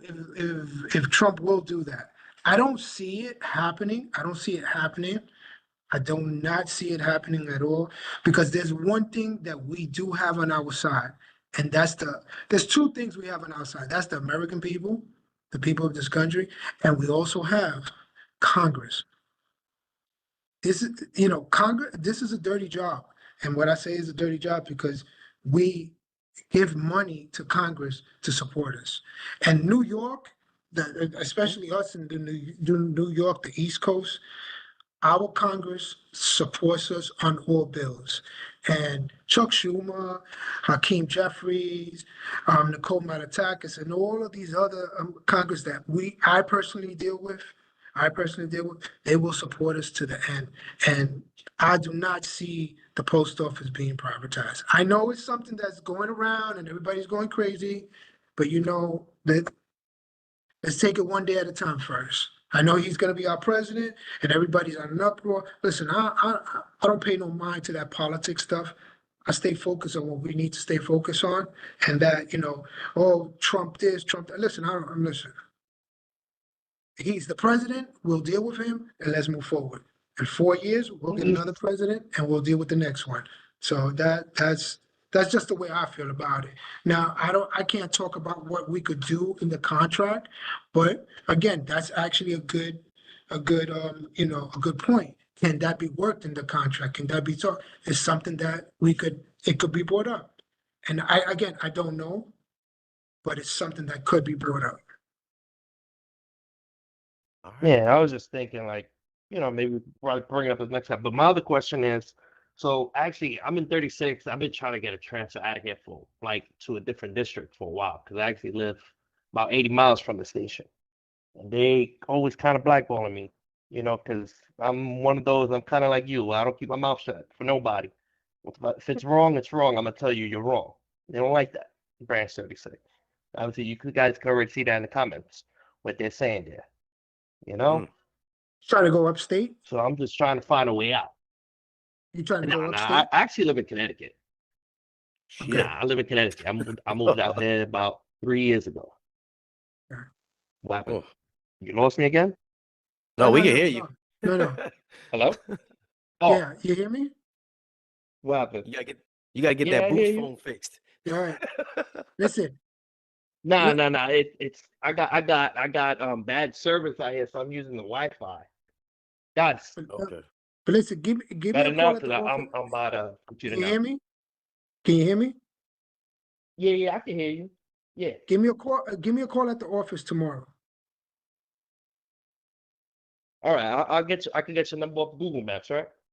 So good. Just give me a call at the office tomorrow. Call me I'll be in the field. I'll be visiting stations in the morning tomorrow. Call me maybe about between 10 and 11 and see what I can help you out with. All right, no problem, Cruz. All right, bro? All right, cool. No problem, Cruz. I Gotcha. appreciate it. All right, bro. No I'll problem. call you tomorrow. Thank you. All All right, man. thank you, man. Yo, Jay, thanks for your time. I appreciate you. Absolutely. All right. Absolutely. Thank you, guys. Thank you for your time. All right, bro. All right, Good thank you, night. guys. Bye. I got 2 more callers, and that's what we're gonna stick with. I don't want to keep dragging you on there, Cruz. I know you're getting tired. You gotta eat your dinner. All right, let's see what we got here. Boom. Good evening.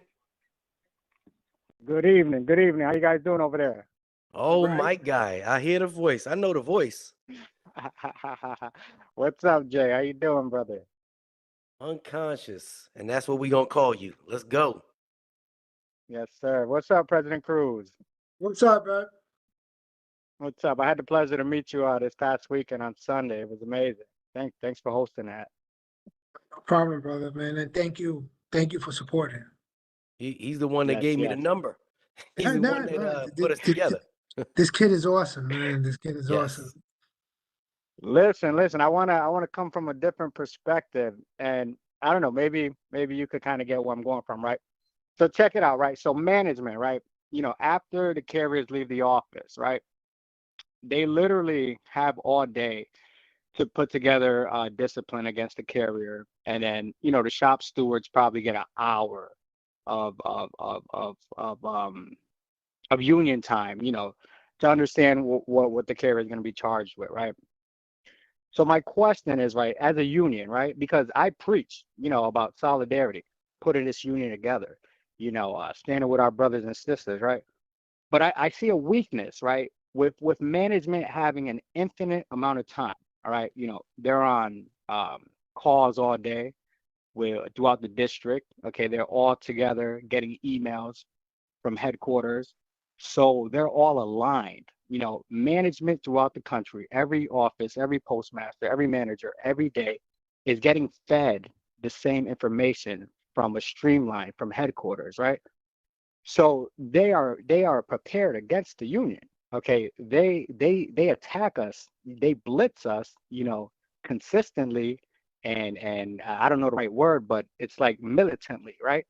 Whereas our union, we're taking the blows. You know, Region 14 may get hit this week, Region 4 may get hit next week, but management already knows this stuff. So my question is, how does the union, you know, defend this, right? Like, why is the union not having daily conference calls with throughout the branches, throughout the districts, Ah, the MBAs? You know, why are we not ahead of it if we know it's something that's coming down? Like the whole stationary event. Before stationary event, it was the HIPAA stuff, you know, and whatever comes down, whatever they're gonna come after us, is kind of in advance. Like I know, for example, they renamed stationary events to opportunities. But if you listen to some other guys that are on podcasts, this was coming down 2 months ago, and then it all came down in one shot. And then the new thing in the office is about the AirPods, about safety, driving safety, right? They hit almost every station in the country on the same day. It was last week. Everyone had the same exact stand-up talk about driving distracted, about if you're going to get pulled off, emergency placement. Almost on the same exact day, every station got hit with it. So why is our union not using that same type of information system and educating the presidents, to educate the stewards, to educate the rank and file, to have all of this stuff, you know, already in play?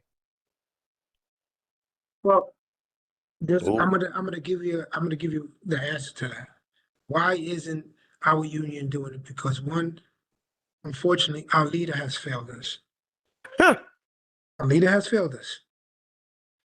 Two, I'm not speaking for all MBA officers. I'm speaking from experience and from what I've seen. MBA officers, MBA officers fail to realize that they work for us. We don't work for them. And they don't communicate with us no more. And that's their responsibility. Our leader up top should be giving it to them, and they should be giving it to us and putting it out to us. And look what you're saying. Look at all these things that are being done, and we don't know about it. We don't know hmm, about it. Today, just today, ju- and the only reason why I found out about it, because the carrier called me, they told me they put him out on suspension just today. That supposedly there's a team going around, driving around, suspending carriers that don't wear seatbelts, the doors open, this and that. This is just today. that's This kind of is what I just, do. it, That's what I do. But it, what he's saying is on point. So I get what he's saying. So basically, he's saying that they group together and they have all these conference calls, telecons all across the country, and they have talking points. And they'll have it for one region, talking points, this talking points, their talking points all over the country. And by the time it gets to me, I know what my objective is in safety. And it's not that necessarily uh we targeting people. They're just kind of rotating the system that we used to do way back when you started. You know, Mhm. they're trying to reinforce it, find reasons to aggravate people or push people out. That I get. Now, if I'm not mistaken, he can correct me if I'm wrong. If he wants to know how come there's no more structure, the same way that management has their structure and they have their telecoms.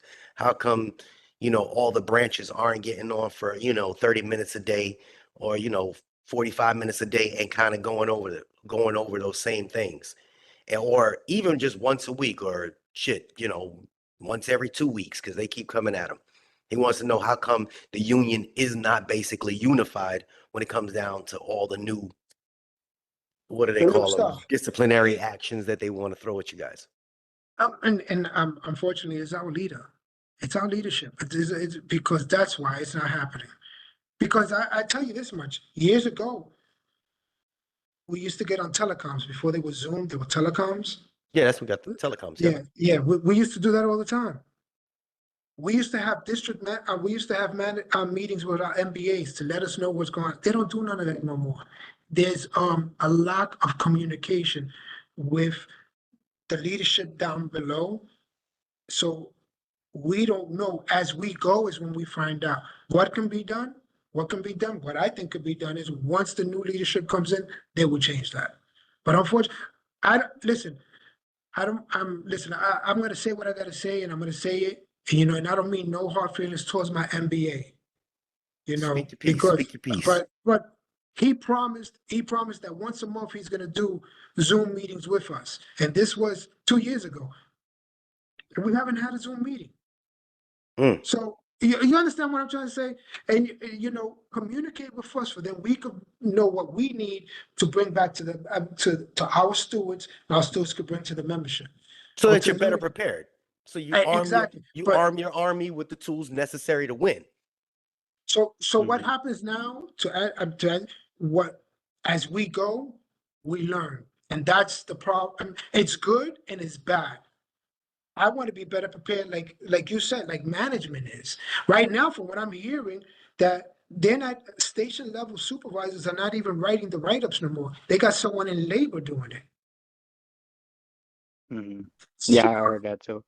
So like you said, they're preparing themselves. You know why? Because we're great at what we do, especially what we focus on, especially with discipline. So they caught on to us. So they said, let me pay somebody that knows how to write. Let me pay somebody that knows how to do it. So now they got labor doing it.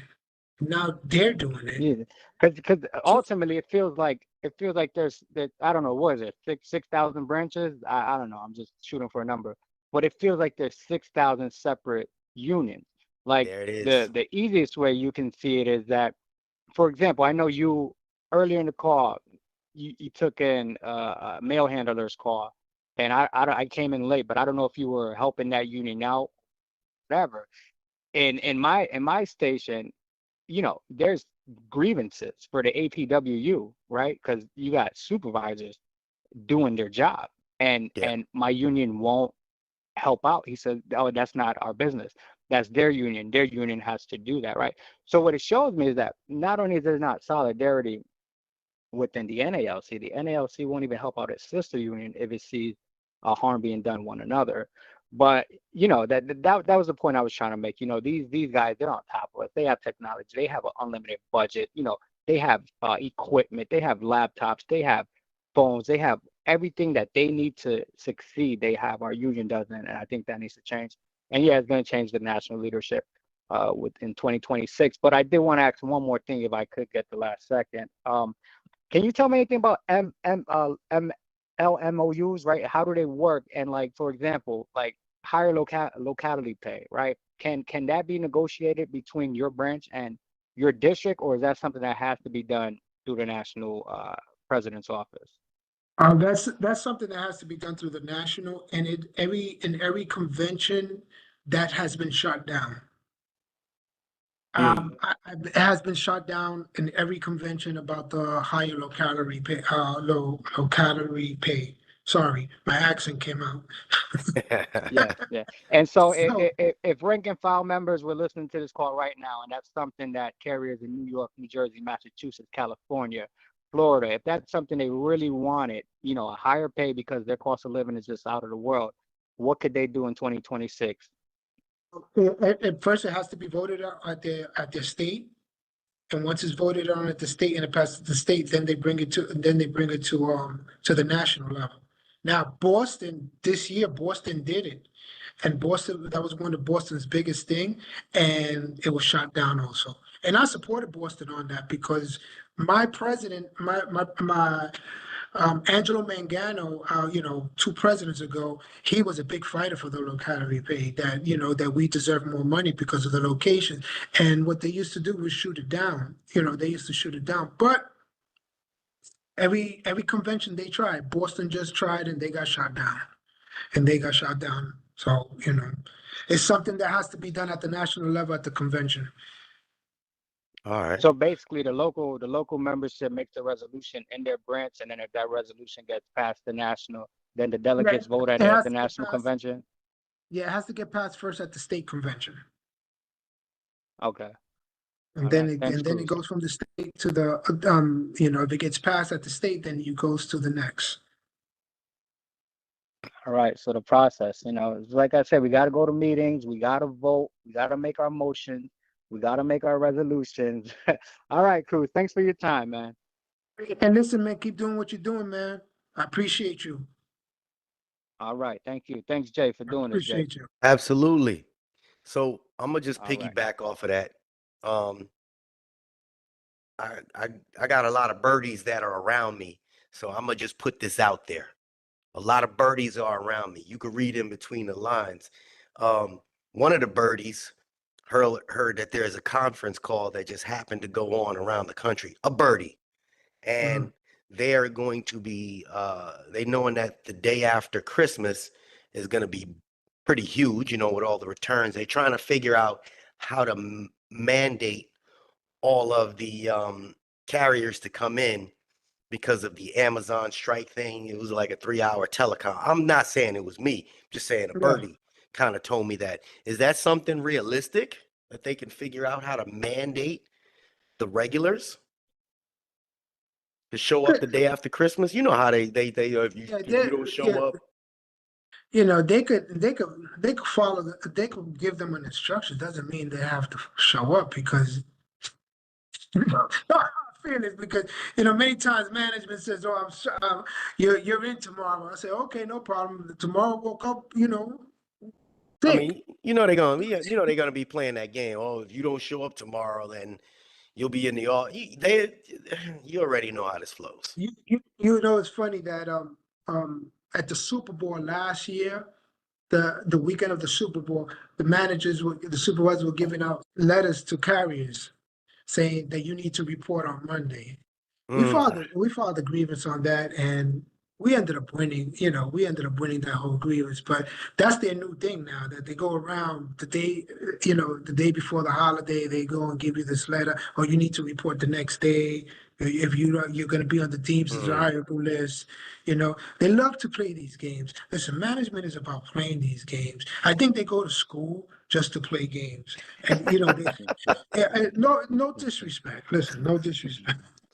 No, it's like I Oh see my half the God. things. I've been around long enough to understand, and I see this. Today, I'm on the phone with the postmaster from Staten Island, and she says that the area manager was like a little bothered because I yelled at her. I said I didn't yell at her; I just expressed the way I felt about it because she knew she was doing something wrong. Mm-hmm. So it's not a yell. I just gave her back what she was giving me. And so you can't talk to them. And once you talk to them or say something, now they get offended. You know what? Listen, man. And I don't mean this in a bad way to no one, but I'm so sick and tired of management abusing us and abusing carriers. Enough is enough with this. We deal with enough with us being robbed, being threatened, dealing with certain situations, and how about telling a carrier, "Thank you for what you did today." Oh, that That ain't would gonna do- happen. How about telling a carrier, "Thank you for showing up to work today"? Mm. Anyway. You got time? You got time for one more call, or you gonna call? Yes, sure, no problem. All right, one more call. Let's see who we got. Caller 19. Let's see what we got here. Good evening. Did they hang up on us? Hello? No, I'm here, baby. Am I with Breaking you? up a little bit. Can you hear me any better? Absolutely. Good evening. Good evening. How you doing? We're doing good. I want to say thank you to you and John taking the time today to share with us out there. My name's Steve Mahoney, and I'm a member of John's Branch 41. And I tip my hat to him to taking the time and extending himself. I just wanted to comment a little bit on two things. One caller was talking about dropping out of the union. So I just want everybody to take a real quick think. Do you think if there was a day without a union, management is going to be so magnanimous and so nice to us. I know for sure I'd be gone. I'm over 60 and I don't move the way they want me to move. You know, and a union is only as strong as its members. Ooh. And I wonder how many meetings that brother had attended or that sister had attended, you know, because that's what it's about. And you get your education by going to the meetings and asking the questions, you know, and John leads from the front, you know, and I'll be the first to say him and I may not agree on everything, but with the direction that he tries to lead our branch, like I support him, because it's the right direction, you know, and with every family, we may disagree here and there. Furthermore, with non-union members, I kind of compare it to what we do with the holiday time. When we go to our family's house, do we go empty-handed or do we bring a cover dish? We bring a cover dish. So I find it interesting that non-members reap the bounty, you know, and I had a couple of people that came to my station from another station. Let's just say the steward was less than whatever, you know, and then after a period of time, I went up to the fella and I said, well, what about it? You know, and he transferred back to his old station and he has a Spitfire of a steward over there, but he's still like a deadbeat. And I ran that by him. I say, so when you go to your family's house, do you go empty-handed? You know, and that's how our union's strong. You know, when you go to these national conventions, John can attest to it. The classes they give on the front end and the back end are college level. You know, grievances from informal A to arbitration. Back in, I believe it was 2010. That was a class I took. And my big takeaway is the steward's ability to interview management, kind of like a PBI for management, you know, because you have to research a little bit to prepare your questions and everything's going to be on point. And we're quizzing them on the rules and procedure of the Postal Service, the ELM, M41, M39, and the contract. We're allowed to ask these questions. And that's really, you know, because then they have to respond. And whatever they want to answer, I just write it down. You know, that's their words. You know, so I don't want to burn up too much of the midnight oil here, but I just want to thank you and John again for bringing it to us. And, you know, so anybody who's a non-member, I'll tell you what, join up for the year. If you're in branch 41, say, John, I want a reminder after the year in case I want to bail out. So you just put in for that 1 year and you see, but come to some meetings, because it's hard to really bitch about something if you ain't doing the legwork and making yourself over to that meeting and trying to participate. And how many of those non-members are running to help out by signing a witness statement? Because when you get those abusive supervisors, without a witness or two, you're dead in the water. So with that, I just want to say thank you for your time. Thank you, Mahoney. But I just want to, Jay, if you mind, you know, Steve is what, I've been a member, a loyal member. He's been a shop steward, you know, and I'm going to tell you something about Steve. You know, he always voices his opinion and he's 100% right. Me and him sometimes don't see eye to eye. But let me tell you one thing, Jay, and I'll tell for everybody can know, no matter what, me and Steve don't see eye to eye, but we stand together as two brothers There it against, is. and we protect each other. And he knows he'll be there. I'll be there for him, and I'm sure he will also be there for me. No matter what, everything else gets pushed to the side. And I, you know, just want to always thank him for just being there and just being a good member and a great member for Branch 41 and being a great shop steward, because he is a great shop steward too. He is an amazing shop steward. And he preaches about interviewing management. And, you know, he preaches about it because that was his forte. And he was able to get grievances in his you know, with merit about him able to interview management and supervisors. Again, thank you for everything that you do, brother. Thank you, Steve. Yep, and I got to let everybody know this. John came down to represent me one time on, let's just say I did the right thing. However, the best advice John gave me was to hold my tongue still, which is hard to do because, you know, a lot of us want to express ourselves. And I hope you're smiling when I'm telling the story, John. And it's true, you know, because he basically led from the front. You know, he put it to them. Why are we here? Why are we here? What are we looking at? What is this? Where did it, you know? And I really didn't have too much to say, if anything at all. Best advice I ever took. And that's something, especially when you think you did nothing wrong. What did you tell me, John? They use your words against you. They got no case. And you know, I tell all my relatives, if the police stop you, lawyer. I want a lawyer. So when management don't volunteer, and it's the truth. It's kind of like the same example. We ain't lawyers. We're only union reps. But sometimes, you know, management got no case. They out there fishing. And I want to thank John for that because I'm not known for my brevity. But and what John said is true. There's more. I agree with John.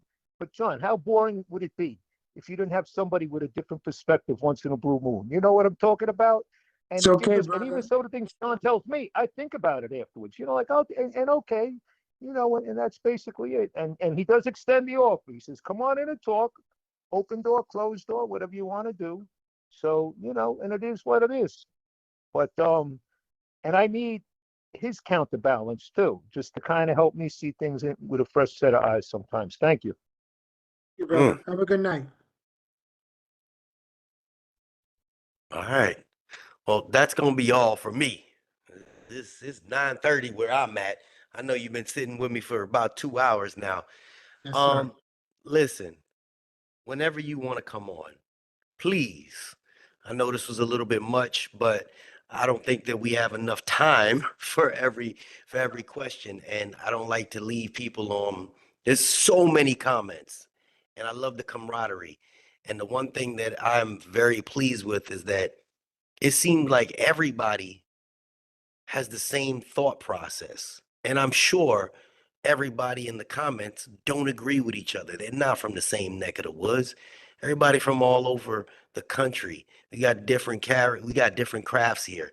But everybody agrees that this place can be better. And that's why I just started bringing on some shop stewards and started bringing on some branch presidents because we need to have this. We need to see that once you put your voice out there and you start getting more and more involved, I don't know how much you watch me, but I keep talking about changing the culture. And the only way that they're going to change the culture is by being involved. And like I said, I was inspired by watching your video. Somebody sent me a clip or something. And I was like, this man wants to change. And he's going to leave a change, like you just said earlier, for the people that come after you. And hopefully they can hold on to it and keep the flow going.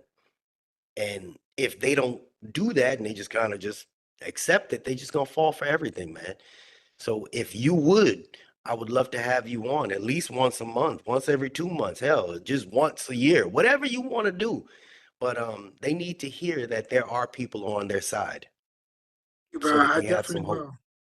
I definitely will. I have an interview this weekend with Ron Speakman. He's on the 21st, so that's going to be my second interview so far. But I'll listen, Jay. What you doing, brother? And people don't realize it, but yo, it means a lot to me, and it means a lot to a lot of people out there. And this communication and the love you got, and the way you spreading it, bro. I appreciate what you're doing, man. I really do. I make shit up as I go along, you know. There ain't nothing wrong with that. And listen, it's funny I'm old, but you know what my grandfather used to say, old is the wind, but it still works. So you That's still it. working, brother. So, That's it. so I just really, I really felt like this place was going to be good for everybody. I used to preach about how good this place was. And then as each of my family members started having more and more issues, they're not as brash as I am. You know, I speak about a lot of different things and I start visiting different places. And even when I travel around the country, when I'm in New York, I buy any carrier I see on the street, I buy them lunch. Anyone that has ran into me, they like, hey man, I buy you lunch, man. They're looking at me all crazy. Then they realize who I am. Hey, I met you, 2, 3 months ago. But I just think that this place could be better. It was great before. And I think That's- that we just got to bring it back to where it is, where it was before, so that the people that are here now and say they can't stand this place can actually see what I saw, see what you saw. You know, I know you said your daughter is a CCA. She don't know what you see yet. She's Yeah. living the good life at the moment, but going through Exactly. the process is a, ooh, ooh. My daughter, when she started, I tell everybody that first 3 months, she cried. She cried every day. She was crying. She come home crying, losing her shit, man. But I just think this place could be better. And it's people like you and the people that are in my comment section. Once they start stepping up and say, you know what, enough is enough, I think they're gonna make this place better. It's gonna happen. It's gonna happen. I have faith. I'm no preacher, but born, I was raised in the Catholic religion, and there is a Lord up there, and I have faith in that Lord, and there is change. And we have a great man that's stepping up, and he's putting this together with great people around him. He surrounded himself with great people, and James Henry and his slate is going to change this in 2026. Okay, so before we sign off, I'm just curious. That tentative agreement has gone out to the country. How is it that what would you, how would you, I'm just curious, how are you voting on it? I'm rejecting. I'm rejecting it. I haven't received mine yet, but tomorrow I'm gonna start making phone calls if I don't receive because they say December 20th you can start calling if you haven't received it by December 20th. So if I don't receive mine tomorrow, I'm gonna start making phone calls. Trust me, man. I'm rejecting it, and I think 1978 was the last time that a contract was ever rejected, and I think history is always great. It's to be repeated and to be Hmm. broken. And I think history is gonna be made now. Beautiful, beautiful. Whew. My guy, I love you. Thank you for stopping by Same here, bro. my Could I, postal I just family. want to give a shout out, if you don't mind. I Your want to give world. I want to give a shout out to my executive board. Without them, I ain't nothing. Thank you for everything that they do. My membership in Brooklyn Dre. Big shout out to Brooklyn Dre and all the members out there in this whole country. Keep up the good work, stay focused, and don't worry about nothing. We will prevail. God bless you, man. Merry Christmas and happy holidays to all. Man, you end that right. Merry Christmas and happy holidays. So giving people faith Yes. and hope and hope. And Panero 718, December 20th is your birthday. Am I reading that right? Beautiful. Happy early. That's tomorrow. Happy early birthday. All right. With that being said, Postal family, love you. We will chat tomorrow. I'll be back on my foolishness. Y'all All have a right. good night. All right, let's see how we end this thing. I'm still learning how to shut things down. End stream. Boom.